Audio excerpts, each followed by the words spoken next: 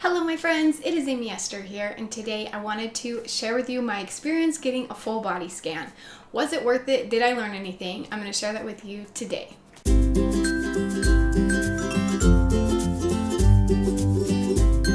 Hey guys, welcome back to my channel. It is Amy Esther. I have several chronic illnesses and I have just added a few more to my list of chronic illnesses. So if you want to learn about those, there's links below that will send you to some good information about them, or I have many videos about them. Subscribe to my channel because I have a lot more coming about especially my new chronic illnesses that I've just gotten diagnosed with. I received a full body scan recently and I did it because actually my dad really wanted me to do one. I didn't think it would come back with any results because I have been tested so many times for so many things. I've had CT scans, I've had ultrasounds, I've had colonoscopies, endoscopies, I've had everything you can think of. And most things come back normal, telling me that nothing is wrong with me, when in fact I do have several chronic illnesses. They're just invisible and just hard to find. And I've also had tons and tons of blood work. And so when my dad told me he really wanted me to get this full body scan, that he found this place that does them and that he just really wanted me to do it, I was very skeptical. I just thought, this is going to be a waste of money and time. But for me, it ended up actually being worth it.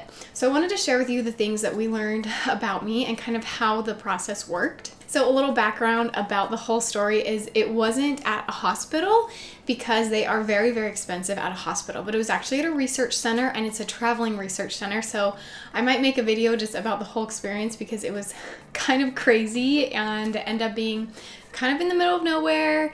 And of course I forgot diapers for my little one. It was just a nightmare. So if you want to hear that story, maybe I'll put it on my Instagram. Let me know below and I'll share that with you. But I'll just share about the actual body scan. So I got a doctor who's been a doctor for many, many years. She was an older lady and she definitely had a lot of experience. She knew a lot about a lot of my chronic illnesses, which I was very surprised because many doctors I see don't know about them. So when I first laid down, she read through all of my work, which, by the way, if you don't know this, I have POTS, I have SIBO, I have endometriosis, I have polycystic ovaries, I get chronic migraines, I get lots of crazy symptoms, but those are kind of the chronic illnesses that I have.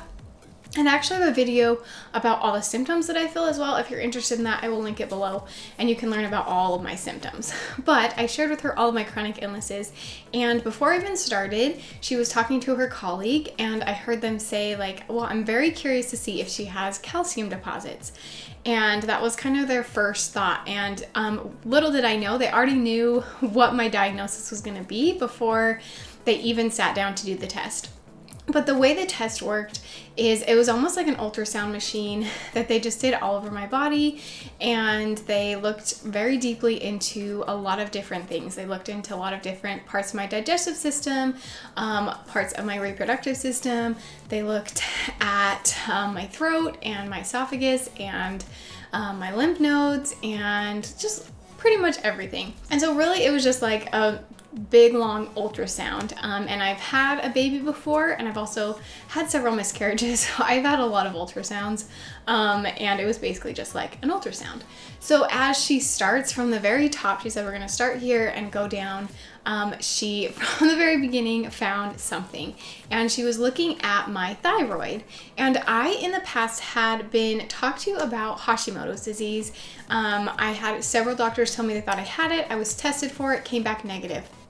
But when she showed me my thyroid, there was a lot of little spots on it, like tons and tons. And she showed me one of them that was full of spots and the other one that only had a couple. And just that she showed me the difference, like this is what it's supposed to look like and this is what yours looks like. And I immediately knew something was wrong. And she said, those are the calcium deposits. So exactly what she thought would be there based on my symptoms and my other chronic illnesses was exactly what we found, that I did in fact have Hashimoto's disease. So she told me that many times you can get tested for Hashimoto's and it will be negative because you're not in a flare-up, or it can just vary day to day. Like you could get a positive one day and the next day it could be negative.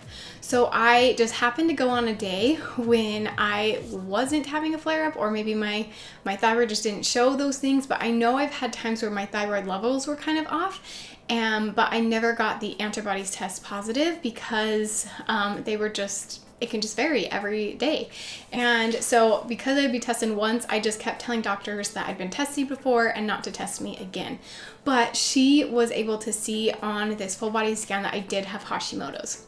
And she said there are some times where it's not actually Hashimoto's, where you have these calcium deposits, but you don't have Hashimoto's. And she started talking to me about my symptoms and said, you know, do you sleep well? And I said, no, I sleep terribly. I have a really hard time with that. Do you have like panic attacks and anxiety randomly? I'm like, yes, I have that. And she just went through this list of all these different symptoms of Hashimoto's. And I had every single one that she told me. And then I talked to another lady who worked there who also had Hashimoto's.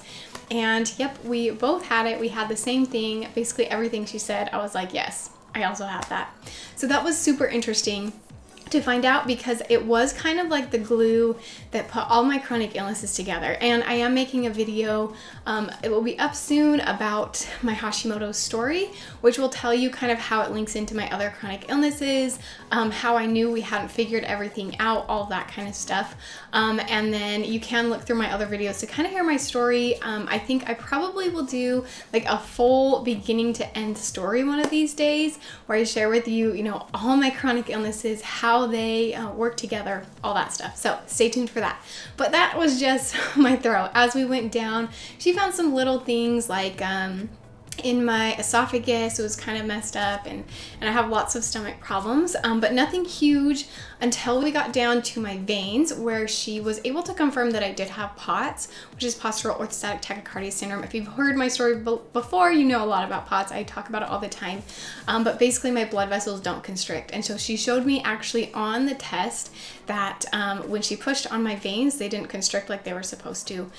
So we definitely confirmed that I do have POTS as well, which was nice to have a doctor tell me, because I actually never even saw a doctor for my POTS. I just had been to so many, and I figured I had POTS on my own, and I just knew I had it. I called my doctor, I told him, and he just had told me, yes, you probably have POTS. If you want to come in for an official diagnosis, you can, but you really don't need to if the treatment's working. So that's kind of what I've done with my POTS, but it was nice to just kind of know that yes, you do have POTS. So as we kept going down, we got to my ovaries, which I know have several cysts, and she said, yep, you have several cysts on your ovaries, and you have all the follicles, which show that you have polycystic ovaries, and that you have an ovarian cyst right now on the left side. And she said tomorrow you may have one on the other side. She did tell me that it would be very difficult to get pregnant. In fact, she said, I would be surprised if you ever got pregnant again, which is a little discouraging, but I kind of knew it was coming, to be honest. And it does explain a lot. It explains, you know, a lot of my infertility, and then also the Hashimoto's explains my recurrent miscarriages that I have. So anyways, it just kind of explained a lot of things. So for me, I actually do think that this full body scan was totally worth it. I've heard a lot of people say like, oh, you don't need it. The lady who did the scan finds a lot of people who have cancer. And so that's the main reason why they do it. They try to catch cancer early. She's from Europe, where they do this regularly. They do full body scans really regularly. So many people there were there to check for cancer, or people who had cancer wanted to check for if it had spread and things like that. So I do think that it can be helpful. If you are down to the last straw, you've tried everything else, I would definitely suggest trying a full body scan. Even though I was very skeptical and I didn't think it would work for me, it actually did. So for me, I've tried everything. I've done all the tests, and it was kind of our last little thing that we thought we would try. And it did work out. So if you have any more questions for me, leave them down below. I'd be happy to answer them. And make sure you subscribe to my channel if you want to hear more about my story, more about my Hashimoto's and my POTS and all the several chronic illnesses I have. And make sure you give this a thumbs up if you enjoyed this video, and I will see you next time.